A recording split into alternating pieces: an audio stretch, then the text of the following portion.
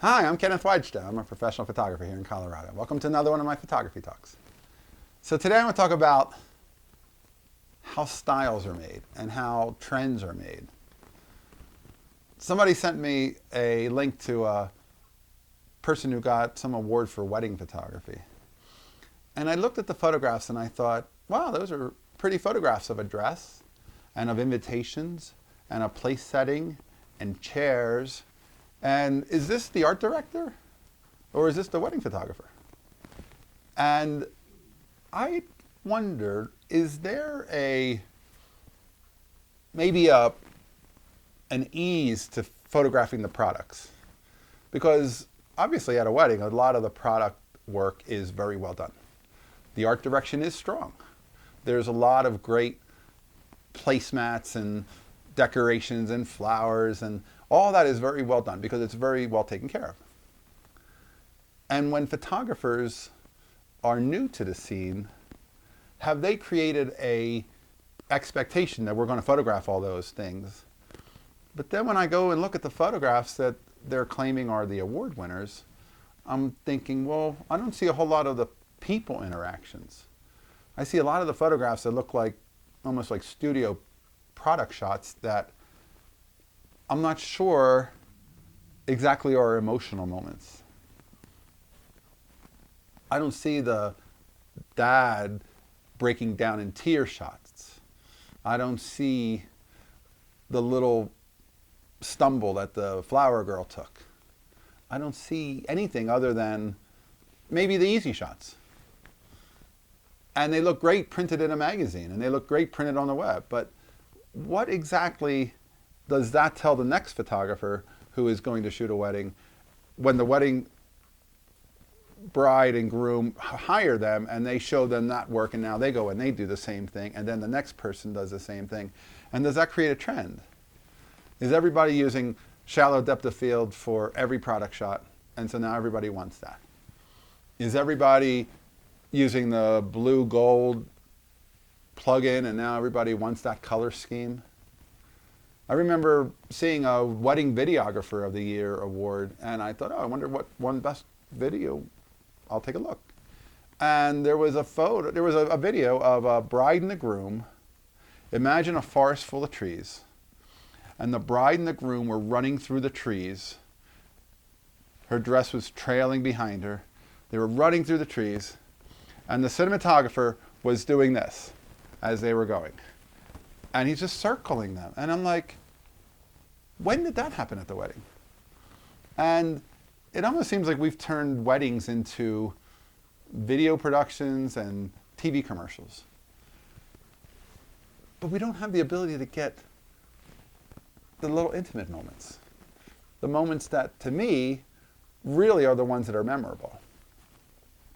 Now, back in the film days, there were several photographers, I'm sure, who only photograph with maybe 10 rolls of 120 film. And if you're shooting square, you get 12 frames on a roll of film. So you got 120 photos to choose from.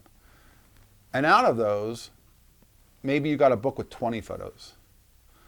I would suspect that those 20 photos are more of a memory of special moments and tell more of the story and let you remember a little bit about it, but don't tell you every last detail and make it look like a product, make it look like a commercial shoot.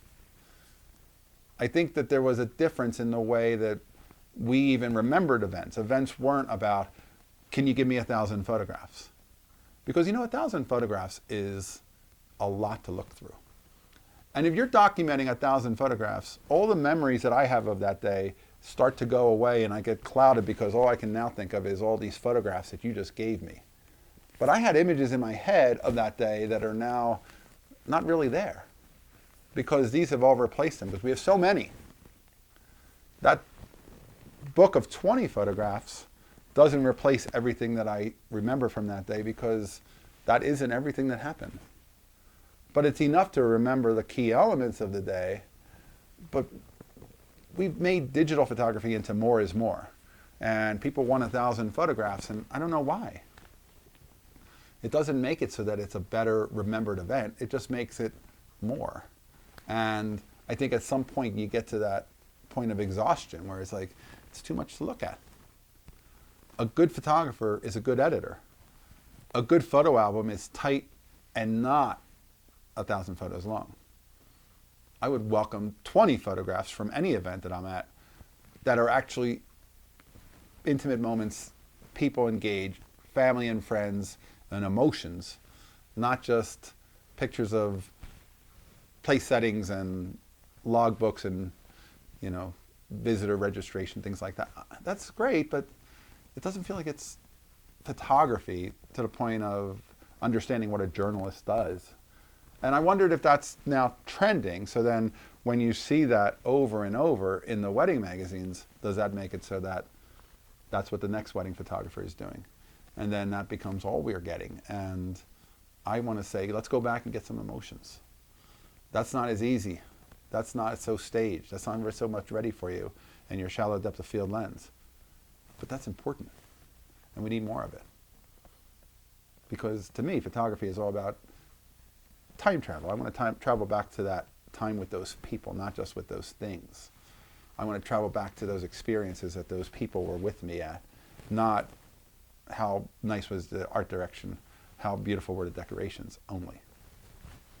All right, that's today's photography talk. A little thought about trends in wedding photography. And it probably affects other things too. But trends are like such a fascinating thing of where do they become, you know, have traction, and then at what point do they become what everybody starts doing subconsciously? And then when does it break? All right, that's today's photography talk. If you're enjoying these, hit the subscribe button. If you can support, hit the Patreon, take a look. Maybe you can throw a cup of coffee my way, and I'll be back next week with another photography chat. Here's the good light.